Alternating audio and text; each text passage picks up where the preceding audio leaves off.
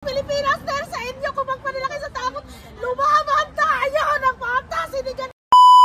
Ng mga pulis, ang daming pulis dito, kaya ayaw nila nandito yung mga taong bayan. Ano bang gagawin natin dito kung halimbawa magpadala tayo sa takot sa kanila, laban tayo para sa bayan. Hindi sarili natin paglaban natin ang bayan ito, huwag tayo matakot sa kanila. Basta pumunta lahat dito, ang kailangan sa bayan natin, ang kakaisa, pagtutulungan. Kaya kailan mo tayo kilos kung wala ng bayan ito. Magkaisa tayo para sa lahat. Nasaan kayo? Puro kayo reklamo, wala kayong ginawa. Nasaan kayo? Ilan lang na nandito. Kaya lang una ang sabi, ano tingnan nyo? Ang dami ng pulis dito, nasaan kayo? Dumating kayo dapat ngayon na. Ito na yung dapat laban natin para sa bayan. Kaya panawagan sa lahat ng Pilipino dito sa Luzon, magkaisa tayo ngayon na. Hindi lang bukas. Ngayon na tayo niyuyurakan ng gobyerno. Hindi tayo mapahin na ganito lang ang bayan natin. Magpadala kayo sa takot. Babangsak ang bansang Pilipinas dahil sa inyo kung magpadala kayo sa takot. Lumaban tayo ng patas. Hindi ganito na. Gawin nila nga tayong namatakot sa kanila. Nakita nyo mga pulis dito nakapaligid sa amin. Hindi kami alis dito hanggat hindi kayo dumating kayo magkaisa at magtulungan dito para sa bayan. Hindi na magandang administrasyon ito. Niyuyurakan niya. Ano ng mga taong bayan? Paano na tayo kung hindi kayo makipag-isa o makipagtulungan? Inaantay namin kayo rito. Kailan pa ba tayo maglakas ng loob? Wala na, tayo na lang. Ilan na tayo? Tayong mga Duterte supporters lang ang dawang ko'y paglaban sa bayang ito. Sobra lang ginagawa sa atin. Hindi na makatao. Ilang taon pa mag-aantayin natin ang ganito. Hindi na pwede ngayon palang lumaban na tayo kung anong kailangan natin. Magtulungan tayo. FJF! Lumaban tayo para sa bayan. Kayo mga nandito ay paglaban natin. Naantay natin mga iba. Counting spot si Sara eh. Pag sinuntok mo ng isa, gaganti dalawa. Kasi ganito lang yun eh. Kung magpadala tayo sa takot sa kanila, walang mangyayari ang bayang ito. Kaya kailan pa tayo kikilos ngayon na? Hindi kailangan natin sabihin na wala tayong pera, wala. Yun nga natutuwa sa gobyerno nga. Pinaghirap ang Pilipinas para wala nang lumaban sa kanya. Yun ang purpose nun. Kaya kailan pa tayo lulaban? Ito na ang araw. Ito na ang oras. Wala nang bukas. Inaantay namin kayo. Huwag nyo yung katwiran sa akin na walang kayo kasi pareho tayo walang-wala. Kaya ito na ipaglaban na natin ang gobyerno. Paglaban na natin kung paano natin pausakin sa gobyerno Marcos. Bulok na bulok. Kaya tayo mga FGM tayo ang mag-asa ng bayan. Makipaglaban tayo. Makipagtulungan para sa bayang ito. Kung nasaan kayo ngayon, pumunta na kayo rito. Isalba ang Pilipinas. Isalba ang next generation. Yan. Kasi nga parang ano eh. Masatayin natin hanggang mamayag kami kasi alang una lang ano. Yung mga uniform eh, di alam nila yung karanasan ng martial law. Ako isa akong Pilipino. Ako sinabihan nila, wala na daw. Karanasan ko, Luzon, Visayas, Mindanao. Panahong pa ni Admiral Spaldon Ramos. Yan sila Enrile. When I was young, 15 years old ha. Alam nyo,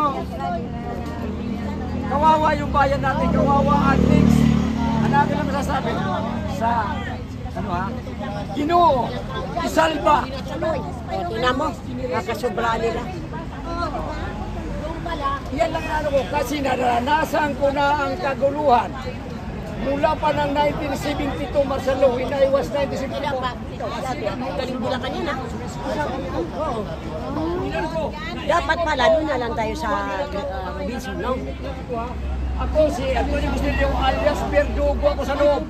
Mamamatay tao ako sa loob ng kulungan. Tinulong ako ng panahon ng martial law. Itong nawong ko ha, itong mukha ko. Nga marami nagsasabi dahil wala akong ama. Pero nung araw bata pa, marami nagsasabi, kamukha ko si Norman Suarez. Basilan ulo sa law, commander daw ang tatay ko, pinatay pa na naghanap sa akin ng military. Si Pilimo Bustillo, kailangan ni Kabalo. Kabalo, kaibigan ko yun. Kabalo, Norman Suarez, Bata pa ako yung basilan, tumatayo ako sa scout na tinsuola, mga kalahati ko palang Muslim. Kalahati ko Kristyano. Ayaw ko ng kaguluhan. Ayaw ko kapayapaan. Kapayapaan. Itong pinag-aawayan ngayon na impeachment ni Sara, alam mo? Ako, si Sara napaka pinakamano kasi 1984. Kasama ko sa meeting ng Davao ni Nanay Suling. Lula ni Sara, ha?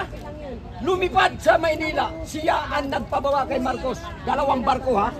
Sa barko malaki, sa barko maliit, sumunod. Solidad Rua Duterte na taga Southern Leyte in Davao. Si Nanay Suling. Na may agimat yan na agila. Na iniwan kay Duterte.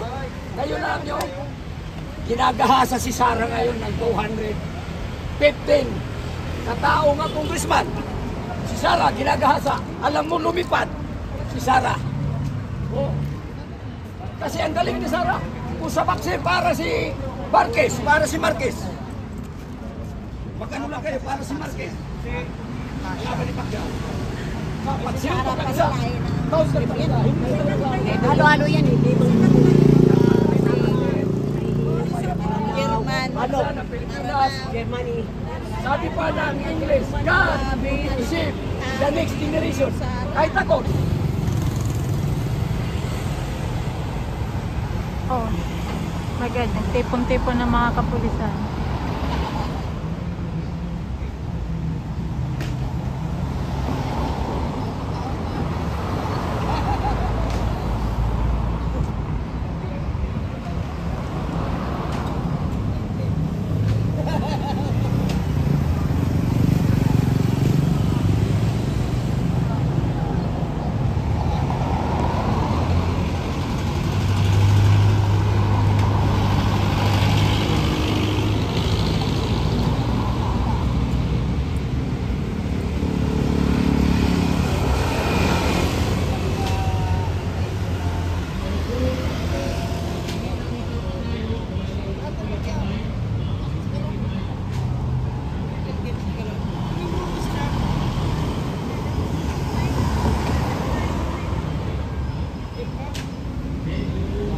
Nang sa ganon, magtulong-tulong tayo.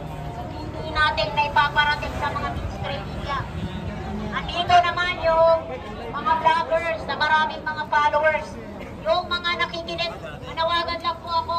Yung mga nanonood at makikinig sa mga vloggers na andito, tumulong tayo, mag-share lang ng live.